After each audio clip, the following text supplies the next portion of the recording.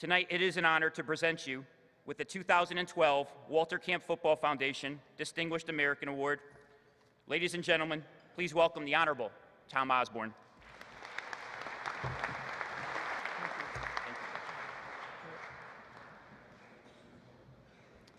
Thank you very much. I'm sure a lot of that applause was due to the fact I'm the last guy.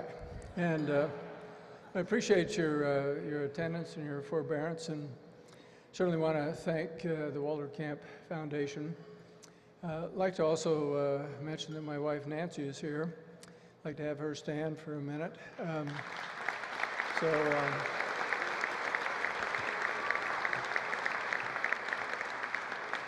Nancy sat out in the stands for 25 years, and she heard a lot of bad things said about me. She agreed with some of them. So I'm glad that she could be here tonight, hear a few nice things said about me. But she's been a great support. Tommy Frazier here is tonight, and I really appreciate Tommy being here as well.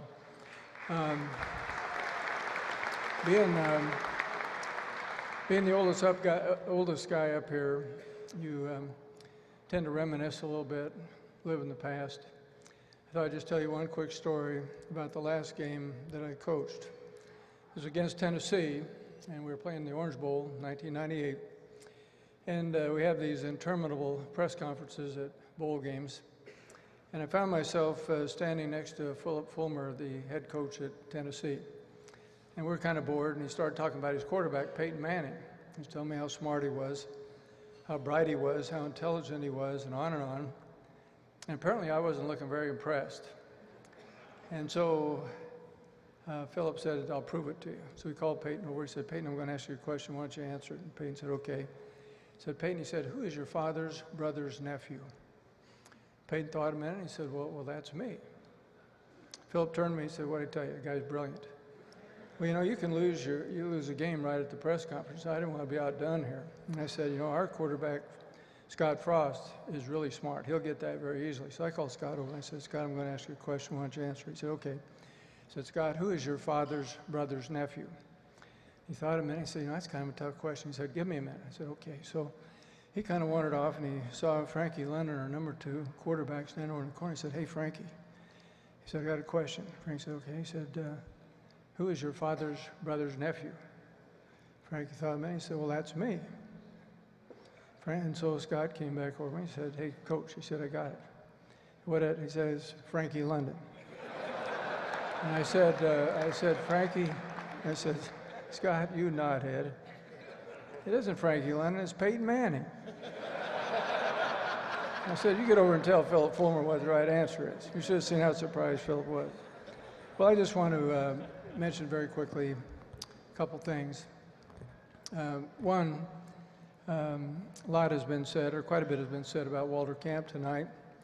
He was probably the dominant figure in intercollegiate athletics in the 1880s, 90s, and early 1900s.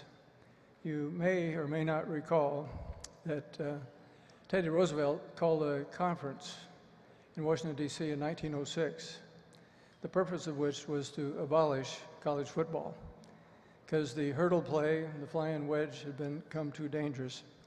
I think a lot of the things that Walter Camp did to lay the foundation for today's game enabled football to survive that early challenge. And we build upon that, and today, of course, it's the most popular game in the United States. And so all of us here benefit from that. And with that has gone a great deal of commercialization. The money has certainly become more dramatic.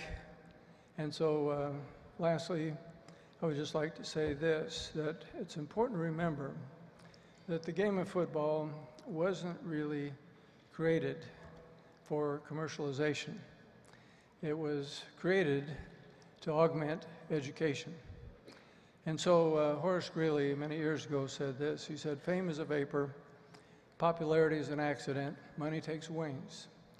Those who cheer you today will curse you tomorrow. Yes, I know about that. I'm sure Herm knows about it. I'm sure the other coaches. So the only thing that endures is character. And so Derek talked about it, Herm talked about it.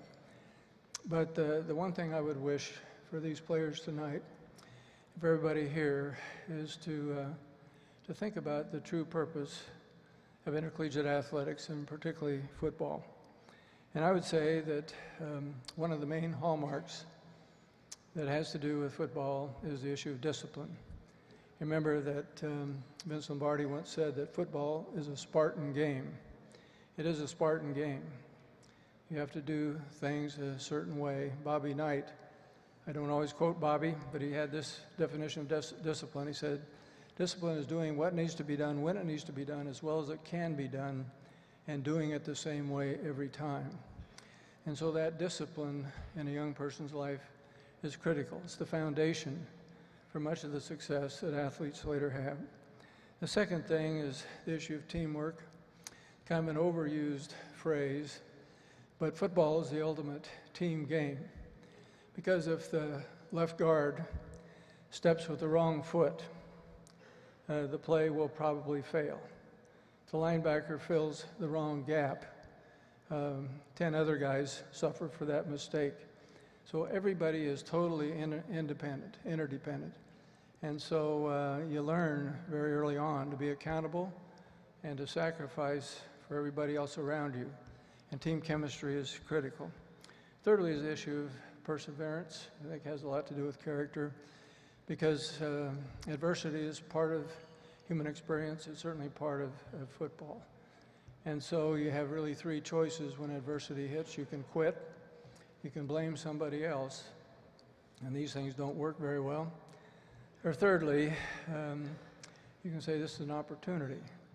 And those who are able to fight through the pain and see in adversity opportunities, an opportunity to learn something, an opportunity to grow, will eventually become better people. And then lastly, the thing that I would mention, that the Greeks 3,000, 4,000 years ago said that an important part of the academic experience is balance. They said there are really three dimensions of human character, the human experience. There's the physical dimension, there's the intellectual dimension, and lastly, there's the spiritual dimension.